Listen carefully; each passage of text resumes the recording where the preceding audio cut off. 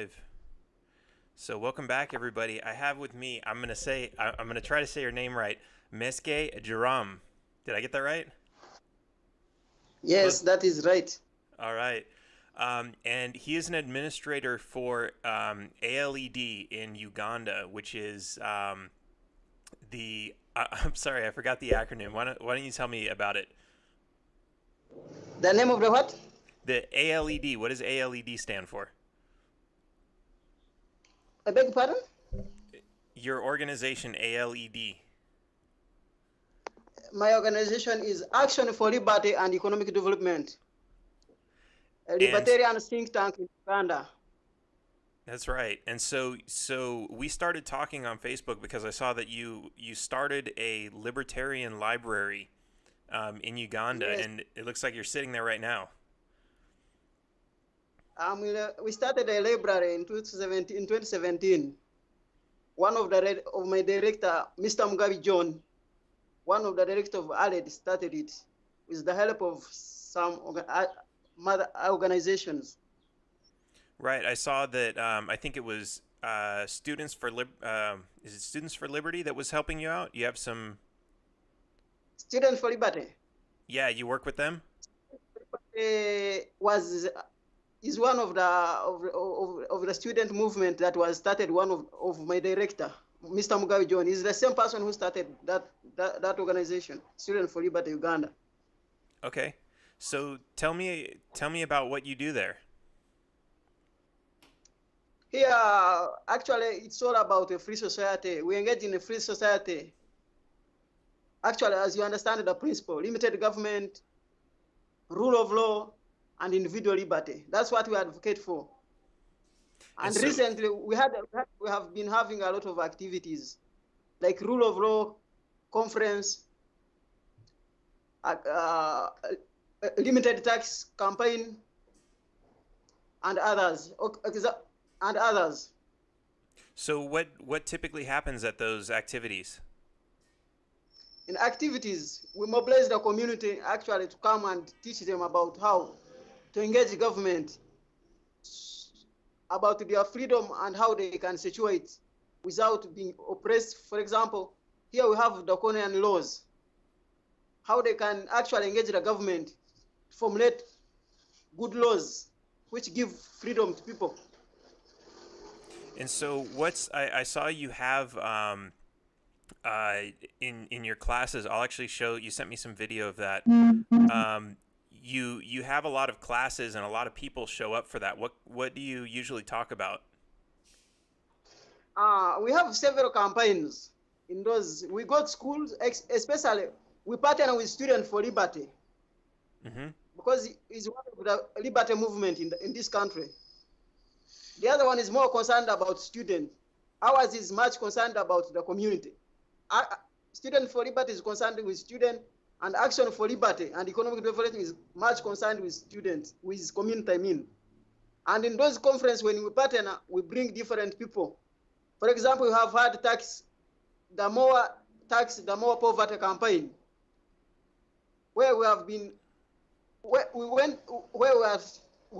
we have been training students and people actually, the negative impact of the tax and how the tax is robbing people of their liberty. And then we have had the free market and entrepreneurship conference, the rule of law conference, and also mobilizing the community to engage in whatever in advocating for liberty. Okay. So these sound like a lot of very familiar topics that we talk about in the U.S. What's the government like there? What types of challenges do you face? In our organization, first of all, we are in a dictatorial country. The leader here has stayed in power for more than 3 decades. So he makes draconian law to oppress the decent voices. Those people who are agitating for good laws, actually, those people who are freedom seekers, they are actually oppressed. For example, if we want to get a donation from you people, we are always coerced, and then in most cases it is blocked. For example, we got CD from Atlas and we are blocked. They are now at the airport. They want too much taxes from those CDs. And here the law is, when it is scholarly materials, they are not supposed to be taxed, because for us, we are engaged in the freedom movement. They try to lean on us, actually, and oppress us. Wow. So the challenges are more political, and actually it goes to financial area. We are constrained, as you know, we are young people starting new idea in this society. We are the first kind of this movement in this country, especially. So we have faced a lot of challenge from the government, and actually, as a younger people, we had just left the university. We were introduced to this idea, and we felt this idea is the way to go, and we had to opt for this, invest a lot of energy. And we have. Now, what type of I guess, what is the government like to people who aren't involved politically? For people who just want to live their life, is there are there a lot of police that interfere with people, or is it difficult to start a business? Does the government steal a lot from people? What's it like there? I beg your pardon? So outside of what you're doing, how is normal life for people in terms of the government? Do they see the government a lot? Are there a lot of police? Does the government force people to participate in taxes and licensing and all these other activities? Of course, here I wanted to send you a statement about tax here. Taxes here are exorbitant. As I've been telling you, here everything is taxed, and that tax is used to maintain a big government. I have told you earlier that this government have overstayed in power for 32 years now. And those 32 years, the president has gone through rigging elections. After rigging election, he imprisons all the opposition in the election. So the taxes are quite exorbitant on everything, on services and all the products. And actually, recently, the parliament passed the exorbitant tax on social media and house tax, which was 1% on every transaction, where it saw almost 56 of the population in that business of mobile money collapsed. Wow. And what type of government? So you said it's a dictatorship, but do you have elections? Are you electing any part of the government? How does that work? The issue is, there is what we call rule of law. Mm-hmm. Rule by law. Right. The leader can use law to rule you. The leader can stage a hoax election, where is already actually the election here is said to have been rigged. They organize a hoax election when the results are predetermined. So they set it up so people can go to vote, and it doesn't matter because they already know what's. Pardon? So they stage elections where people show up to vote, but it doesn't matter because they already have chosen who's going in, who's winning. The issue is this guy, the president has all instruments of power. He has money, he has military, and he is controlling all the institutions. They are all under his arm. So he can easily influence all the citizen voice. He can even buy the opposition with money. A dictator in his early stage, he uses money and military to pass people. That's what he does. Even if people vote, in most cases, because he controls the electoral commission, the commission, like the last event in 2016, last election in 2016, the result were otherwise, but the electoral commission pronounced him as the winner. And the election was favoring the opposition candidate, Colonel Dr. Kiza Besigye. Do most people know this? Do most people know this, or is this are some people accepting of things, or do most people disapprove of this? We need most people know this. It is a public outcry. For example, the opposition leader who was said to be the second got 3.4 million people in the election. So the incumbent got 5 million. So in those, there is a lot of rigging. In some area we don't vote. When the incumbents see that this area is a stronghold of the opposition, they cut it off and it does not vote. So there are other areas. Do they approve of the leadership in other areas? The what? In the areas where they vote, do they approve of the government? Of course, there are some areas where they approve the government. Sometimes, the dictator relies more on money. Mm-hmm. And the country here we are is poor.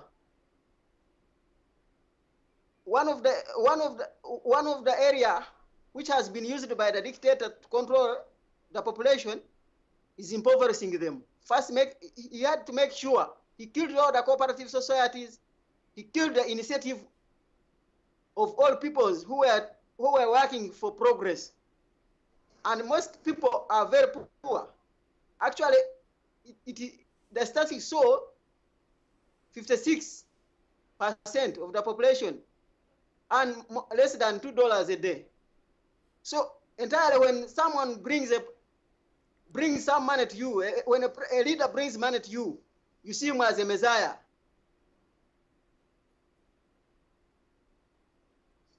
So that sounds difficult. Is it? I guess how do you survive in that type of condition? A battle. It's in a battle. It's all about resistance. Yeah. In a battle, it's all about resistance. I saw you have to go through hard things. Sorry, say that again. Pardon? I'm saying in a battle, it's all about resistance, determination, and going through hard times. And sacrificing the little you have, see it that you achieve your dream. So for me, I've worked with Aled for now 8 months. I left the university, I had no job. But by the time when I was in the university, I was much engaged with my colleagues in the struggle against the dictator. When we left the university, we had no job because 84% of Ugandan population is not employed. So when we left the university and we got the idea of Action for Liberty, I had to come up and we engage so that we can see a free society. Okay. So that's all really interesting. There's I hear a lot of similarities between how things go where you are and in the United States. Of course, it sounds like the conditions are much worse where you are, but it also sounds like there are some people who still they kind of fall for the trick. They believe in this system. What do you have to say to those people? Are you working to try to open those people to see how the system really is? I beg your pardon? It sounds like there are some people who they're not awake. They don't understand what's going on, or they agree to some degree with the system that's there. Exactly. What do you say to those people? Exactly. That's what I've been told. That's what I have told you. Some people look, especially the rural. We have gotten a big rural area. A big population stays here in the rural area, and that population look at the government as the messiah. So, for the message of liberty and freedom to reach those people, especially with opposition and us movement, liberty movement, it's quite hard. We are challenged by the government's forces. We don't have enough finances. So you find it is quite hard. We are counteracted by a government that uses money. people are fed propaganda using money, government money, and at the end, I see. people look at the government as a employer. I see. So the government gives them money, and then they praise the government for. They just use money as one of the methods to overstay in power. I see. And so Yes. are these people also oppressed, or do they believe that their condition that they need this money from government is created by something else? Like where do they? It's quite hard. The history of this country is characterized by dictatorship. Since we got independence in the 60s, all the people who have been here have been militaristic. People, the president who come in power leave power with guns. So these people have seen experience of militarism. And when they see a kind of sleep, when they are sleeping, they feel that they are settled. When they are economically exploited and they have relative peace in terms of security, they think that that is all. And that's why I can, even if they are poor. They don't know that freedom is about very many aspects like religion, social, and then political and economy. Okay.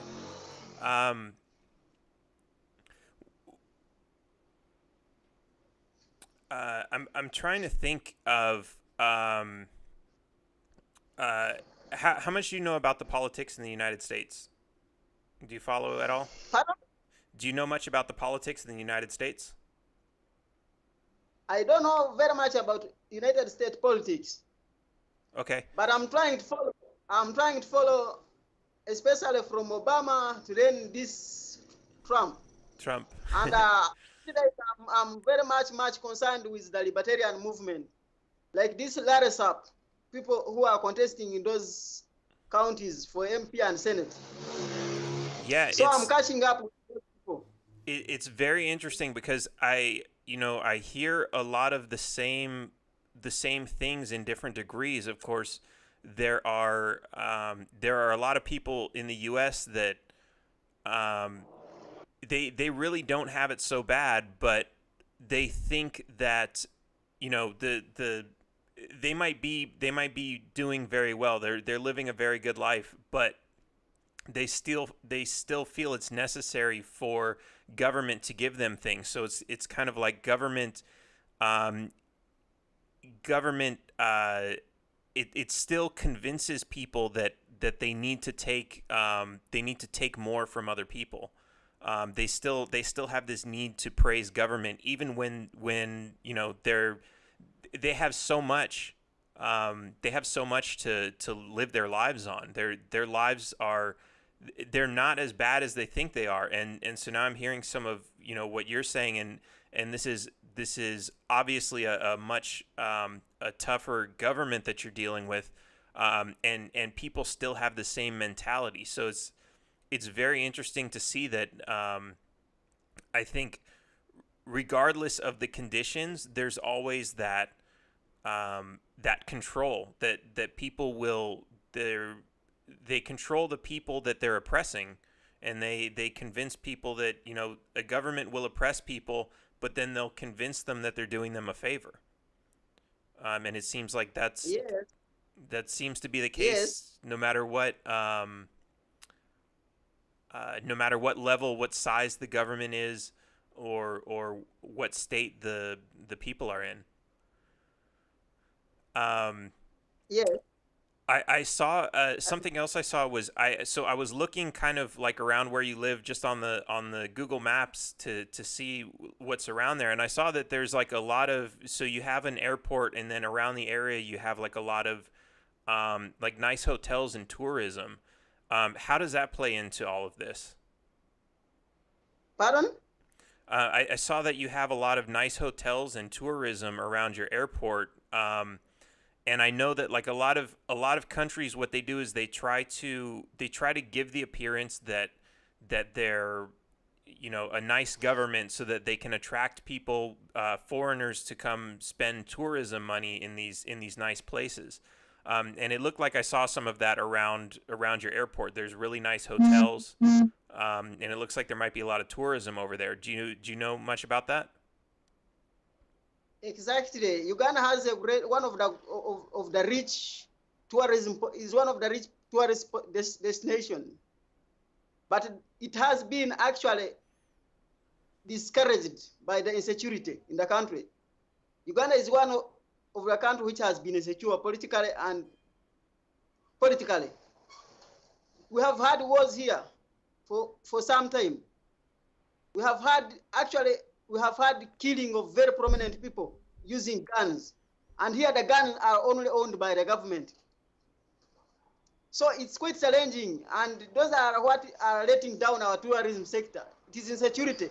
And the insecurity here, the role of insecurity here is blamed on the government because it has that responsibility of taking care of the heart of the citizen and the security of the country. But going back, you talked about the way how the society perceive the government, how the citizen perceive the government. Here I told you, the citizen look at the government as a messiah. And in fact here, the government evil on taxation is too high. When this government taxes people here, they use the taxes as their personal finances. The government actually, in our budget, the government only returns 23% of the total budget. And the rest of the budget goes in administration. The rest of 23, wow. The rest of 23% is the one that goes in service delivery. Uganda is one of the highly indebted countries. China itself is demanding us a lot of trillions of money. The government services are very poor. If you go in hospitals, if you go in school, they are the worst in the region. Corruption is one of the highest mode. Corruption is one of the activities used by the government to plan the economy. And that money corrupted is used by the government, especially during the days of campaigns.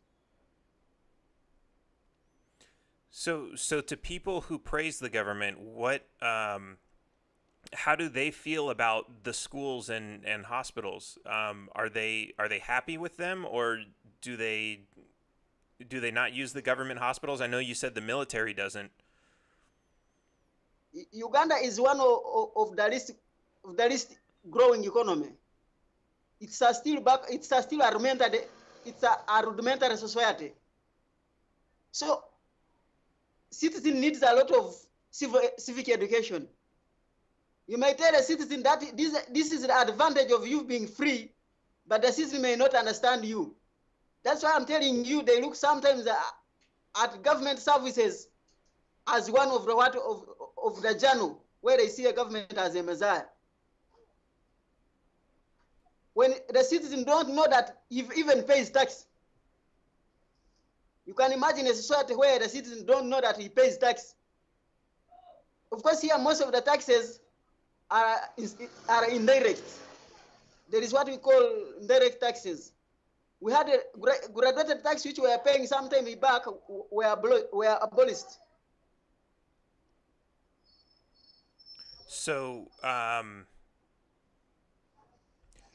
lot of them don't know that they're paying taxes, and I guess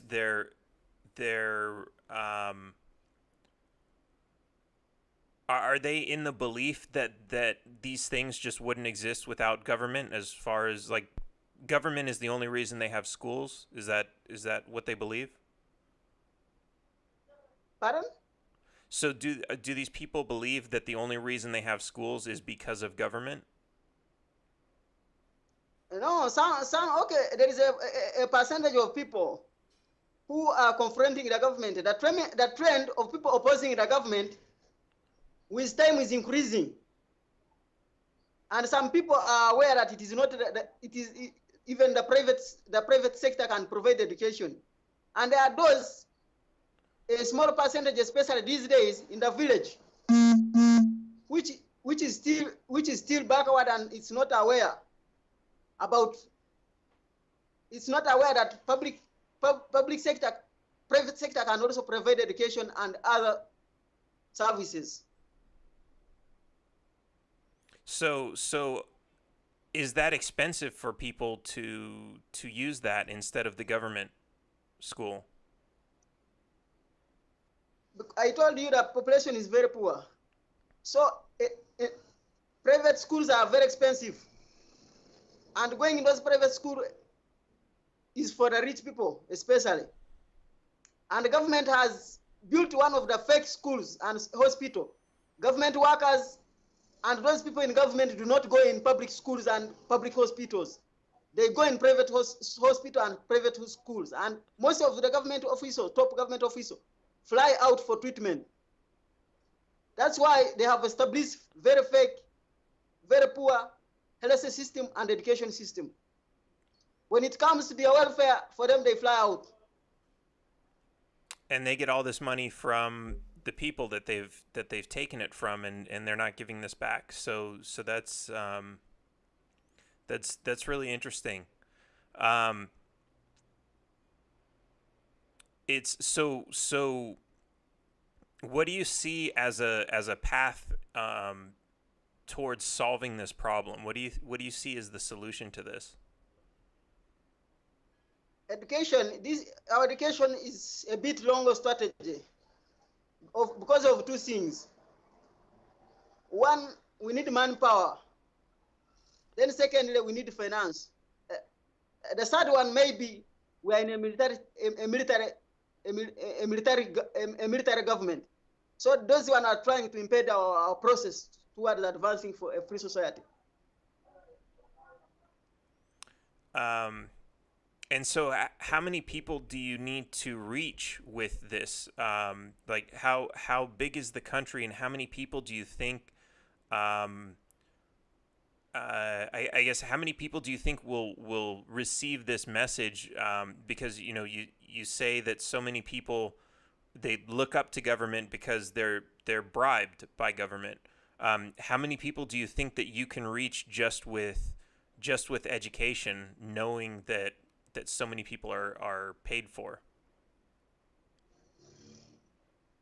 We have internet, and many people are on internet these days. We have over 40 million people. We have 40 million people in this country, but like 5 people can today in each day can be on internet and WhatsApp, and they can receive this message whenever. Apart from that, we go in community. I told you, mobilize conference. We go in conferences. We go in community gatherings. We do community work, and in the process, we always communicate to people about their liberty and the idea of a free market, of a free society.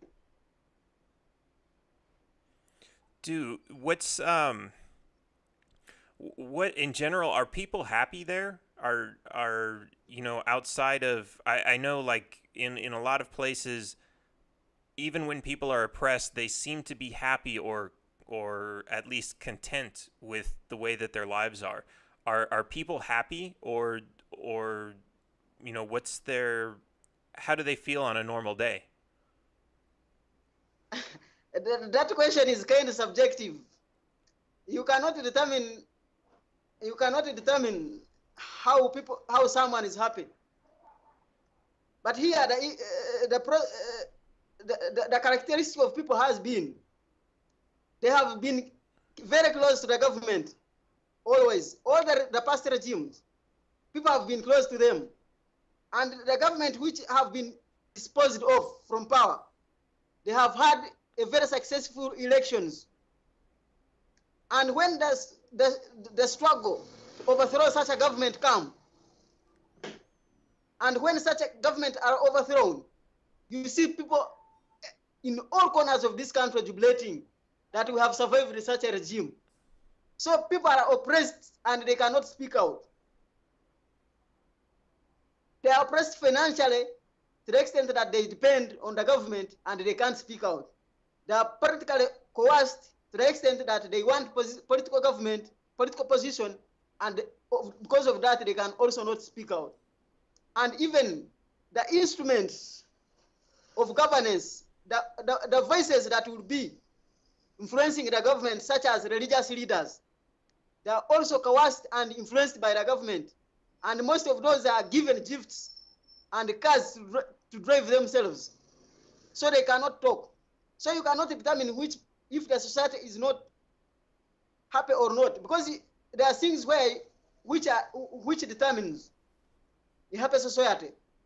Medicare, medication, a good health, and people who have money. I told you, like 29% of the population do not earn $1 a day. Can that population be happy? Of course, it cannot be happy. A person, very many people sleep on the street here. Very many people are hungry. Are you getting me? Yeah, I get that. And Many people are hungry. They sleep. For example, I earn $2 a day. And if I'm supposed to live a better life, I'm supposed to have at least $5 a day. But I live $5. I earn $3 a day. I have to pay rent where I sleep. I have to buy airtime. I have to buy MBs. I have to do everything on that $3 a day to survive. So it's quite difficult. And so you cannot. The life that is in the community is the one that determines how happy a person would be. So it sounds like there's a big gap in those in power and those with money.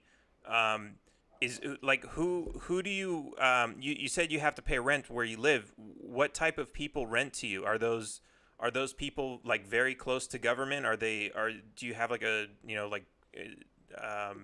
I guess do people like I've seen areas where people are very poor but they build their own homes, but in other places they're not allowed to do that because the government prevents them from building on any land. So what kind of situation is that? Of course, as you said, there is a big gap between the poor and the rich here. The government employs very, very few people.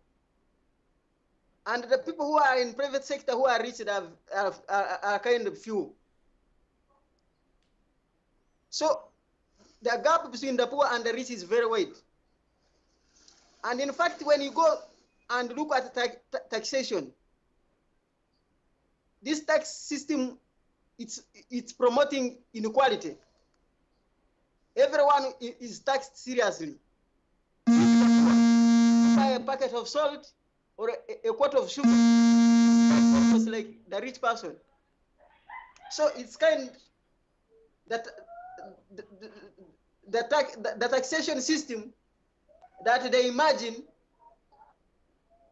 to improve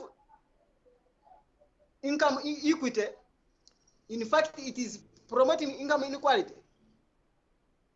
So there is no clear system where a government is trying to promote the income equality. And when it tries, the government workers, as I told you, there is corruption.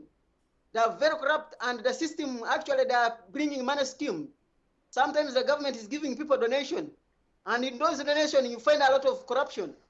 So at the end of the day, you find the impact of such a donation from the government is very minimal. There have been a zero program the government have proposed and implemented, but most of those programs has not produced the result. The results are very, very minimal. The government started with 10-point strategy program of liberating the economy, of liberating the country from poverty. But up now, the government, after 35 years, the country has failed to proceed from a poor country to the middle economy. The government has been preaching to us that whenever they come for election, they preach us a drive to the middle economy. So you talk a lot about economic freedom. Is there what's the biggest challenge? Like, is it difficult to is it difficult to start a business? Is it difficult to build a home? Like what's for someone, for you personally, what are the biggest limitations that what could you do if the government was not in your way? The challenges are very many, and actually they are complementary. I told you about the tax. They are what we call now, they are introducing building a home. You I have to missed pay that money last part. for. Secondly, there are regulations which are impending. Starting a business may be okay, but the regulations, first of all, you have to first register with authorities. And the process are, as you know, they are bureaucratic. You can take you can, if you decide to go and register a business, it may take you some months. And in most cases, the government give grant and tax holiday to the foreigners. So those one are quite challenging. Given the population here is very poor, and the government gives grants and tax holiday to the foreigners, you find the citizens are oppressed in that way. Is there in some places a lot of people will create a black market where they'll start businesses without registering them? Is there a lot of that? Exactly, businesses are there which are starting illegally. And I personally, at the university, I was doing a black business. I was giving people loans. The process and the money I was supposed to pay the government to register that business was a kind hard. So I had to practice a black business. I had to go and start giving loan to the people around me. And does the government, do they go after businesses like that? Do they have Pardon? Does the government go after a lot of businesses like that? You mentioned that the government doesn't employ a lot of people. Do they have the resources to go after the black market and stop businesses? Do they do that a lot? Of course, the government has. I told you it has a big government, and actually one of the most efficient institution of the government is the tax collecting authority. Of course. The tax collecting authority. It is called the Uganda Revenue Authority. It is the most effective because it brings money to the dictator for utilization. That is one. Actually, there are two most effective institutions of the government: the tax authority and the security. Because the security is protecting the big man in power. And the security of this country, in terms of external aggression, it has been a bit okay. Wow. I want to know a little bit more about the universities. You say there are universities, and a lot of people go there. Are those, well, first, are they government universities or are those all private? They are private. They are both private and government universities. Okay. And what are the popular studies that they have there? Pardon? The popular studies, what do people usually go to learn? Of course, there are social sciences, business, and sciences, and then political education. Okay. Political education, that's interesting. That one, it was from lower levels of education, but because the government feared people, civic education of people, it was abolished. It is just in the university. It is no longer in lower level of education. Really? Because it was promoting awareness and patriotism. So it was supposed to be abolished in secondary. It's no longer there. It's only in the university. Wow. So they really don't want people to understand how government works there. Is that? exactly, they don't want to know how the government works. For example, our constitution, our constitution commands the government to translate the constitution into all the language of this country. But the government has never published even a single copy of the translated in different languages. Uganda has 52 languages. Wow. That's a lot of languages. Yes. I mean, are you speak English, obviously. Are there, is that a difficulty? Like where, do you have government that pushes people around that maybe don't understand the language of, that the government is using, because there are so many? Of course, of course it is. Sometimes there is a section of people who are not educated.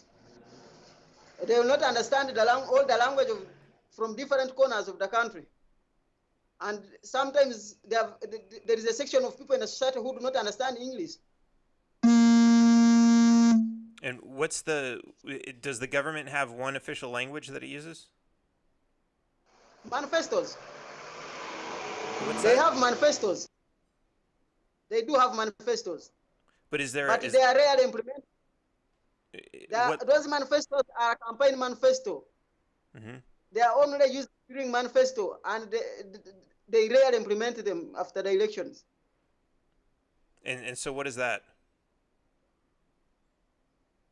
They use the manifestos in election, and after using those manifestos in election, then they dump them. For example, the current president in power, he told the country that I'm not your leader. I'm not your leader. I'm not your servant. I'm working for my children, my family, and my grandchildren. So there is nobody who can command me. So such a statement from the leader, when he does not deliver on his manifesto, it will tell you that he's not a leader in power by the mandate of the people. I see. So he openly admits that he's not working for the people. The government is not for the people. He's there to serve his own needs.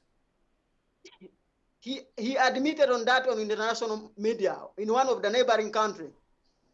And he also admitted it when he came to our country. One time when he was on one of the radio stations. Wow. So let's talk about, you mentioned before, foreign aid was a big issue. I guess they're taking money and creating debt with that. And is that one of the issues that you're spreading awareness about? One, foreign aid is one of today Uganda got a lot of got 3 trillion from China to contract a railway. But in the process, that money was corrupted and was misused. And today the government is saying the railway is going to be stopped. The money that we get from the money we get from foreign donation is misused. And Uganda is one of the highly indebted countries. After misusing that money, it's the taxpayer who settled the debts. Of course, the leader in power will not be much responsible. And actually, money from the foreign grants, donation, they deter hard work, innovation, and individual creativity, as you know. And the government has been using that money to do its own whatever stuff. For example, like clinging in power. So you said China gave you a lot of money to build a railway, and it's not only the railway. There are other projects like the roads. And if you can imagine, if I am to assess for you the corruption scandal which has been in roads. Ministers are responsible for such roads are arrested and the president go in prison and pick them from prison. And you ask, where did the money go if you rescue that person from prison? Why don't they settle the debts? I mean, why don't they return the money? Mm-hmm. The answer will not, you will wait for the answer and you will not see it. And if the courts will delay and they will not pronounce any conviction on such cases. So it sounds like you have a very a complex, like your government sounds. It's complex and it's got a lot of working parts, but they're all corrupt, so that it almost doesn't matter. Like, you know, the courts and the police, they're and the lawmakers, they're all usually separate, so that we can. The idea is that they would be uncorruptible if they're separate, but you know, as you're explaining, that's not the case. I told you, those government institutions, when a country is headed by a dictator, of course, all the institutions will be under his arm. They will be under his armpit. So the judiciary, the police, and the army, they all work for him. One time, even the army, his personal army, the SFC, Special Force Command, attacked the court and arrested people who were released on court bond, under court bail, I mean. They attacked because, you see, they attacked the police, the army attacked the police and they arrested the people. And actually today, as we talk now, last week, the army arrested people who were released by court. The army can come in the community or the police. They arrest an individual without court warrant. They take him in unknown places, in safe custody, and it is not released for 3 months or 4 months. Wow. Especially the opponent. I mean, that sounds like, you know, military conditions. That's not. I personally have suffered the short of government for more than 7 times in prison. By the way, I did my first papers of the university from prison. I spent 3 months in prison. I studied for 1 month, and I was lucky and I passed my exam. But I spent 3 months of my 4 out of 4 months in prison, and I was studying from prison because we opposed the tax, which they wanted to impose us by the university. They had increased the tuition and we decided to refuse it. So, of course, they had to nab us and take in prison. Wow. So you said you were in prison because of the tax? Yes, I was sometimes. Wow.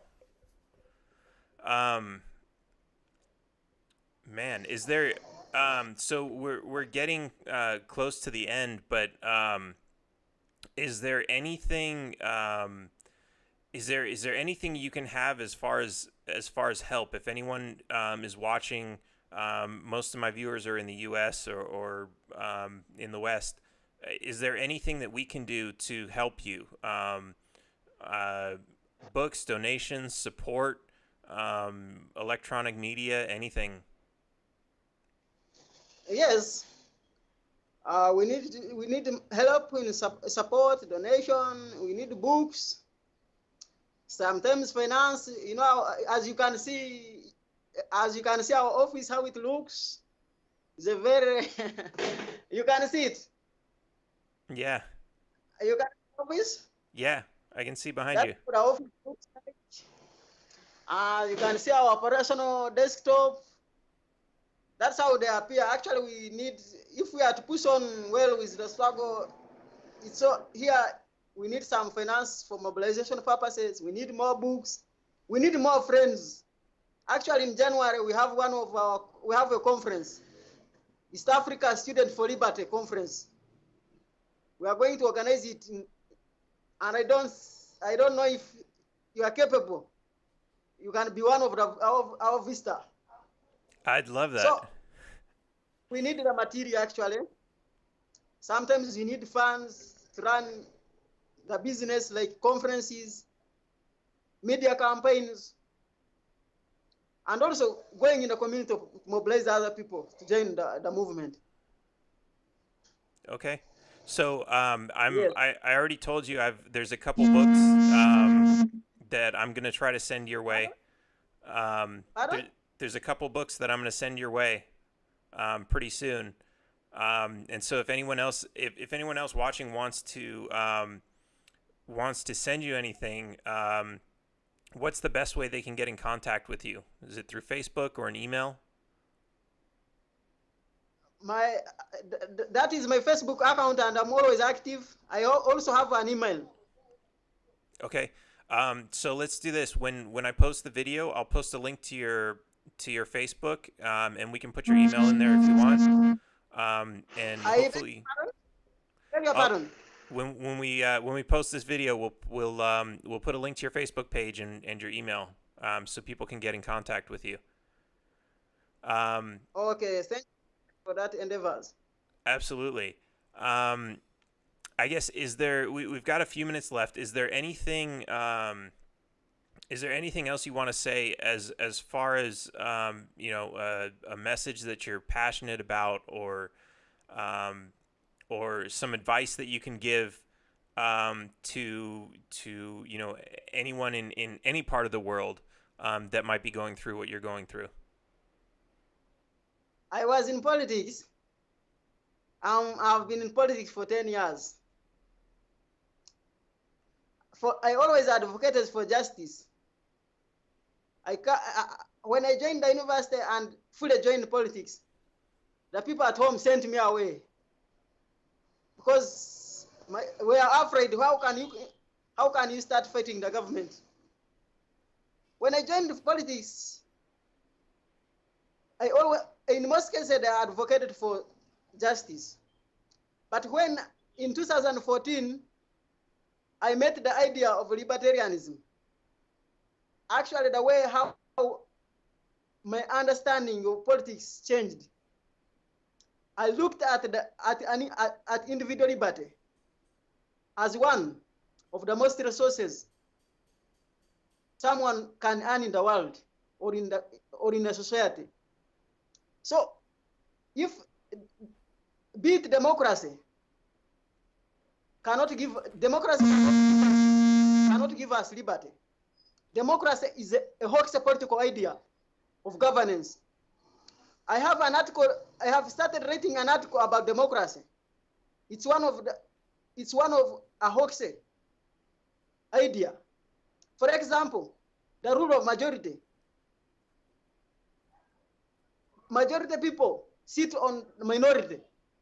So the minority are not considered. Democracy divided the society in two warring sides, those in power and those who are opposing. So that's why there is an element of limited government, limited taxes, actually to facilitate such a system. Democracy also, actually it's detrimental. If you look at Africa and the way how democracy is practiced, people in opposition are an enemy of the government and cannot get jobs. It creates a social strata and economic strata. So I'm appealing to the world entirely to look at individual liberty. They must zero down and value an individual than bringing the problem of other individual on me. For me, I'm not concerned about promoting the welfare of another person. For example, today I'm paying a lot of tax for other people, when I personally am actually affected, and actually I personally cannot live on my own. So I, I'm, I'm actually arguing the world, all the political divides, to look at individual liberty as one of the best concern. I hope to meet all the libertarians in the world. I hope to join my effort with all the people, like how I met you. The, the, what attracted me, send me your Facebook friend was one. Taxation is a safety. When I always see that I'm a libertarian, I in most cases send a friend request to those people. Like this friend of, like some of friend like Jane Holt from America, John Palmer, White Linstone, all those people. Whenever I see, I'm much determined these days to work with those people. I always try to send effort and share a little of information and actually interests which I have with them. And actually, I'm very, very grateful to you people, especially Atlas,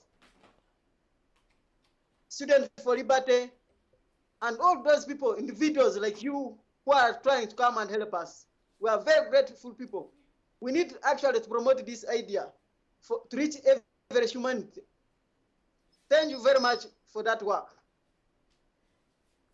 Awesome. That's great to hear. And yeah, I'd love to make it out there and be a part of that. So we'll we'll see if I can do that sometime. But it's great to see what you're doing. I'm glad to see that you're spreading the word. That you're very understanding of these basic principles, and that you're really reaching a lot of people with this message, because it is certainly important. And it's different parts of the world with different types of government, different amounts of corruption. The underlying principles they're all the same. If something is the truth, it's true no matter where in the world you are. It doesn't matter how many lies are being told. It doesn't matter, the structure of the government. It doesn't matter how many evil people are around. The truth is the truth. And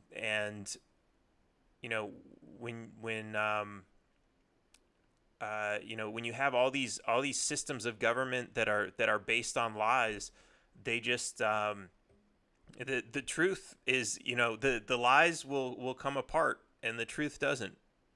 It's the truth is just always there. So it's really awesome to see what you're doing, and hopefully we can get you a little bit more support, and maybe we'll talk again soon, and we'll work together in the future. And I'm grateful. Yeah, I'm very, very grateful. All right, and thanks for coming on the show and talking to us. I take this pleasure. What's that? I take this pleasure to invite you in January for Student for Liberty Conference. All right. Okay. But all you can be, if you can afford the ticket and you make it to Uganda. All right. We're highly expecting you.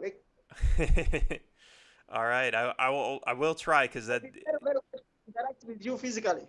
that would be great. All right. Actually. Yeah. Actually. Hello. One of the person who helped me told me there will be very many people in the world who will be ready to receive your ideas. The best of the asset you have is expressing yourself to the entire world. The world will know, and very many people will come. So it's better always save the world our minds. And that mind can be said to the world when we are free. Absolutely. All right. Well, it's been great talking with you, and we'll talk again soon. And taxation is theft. I'm privileged. I'm very, very privileged.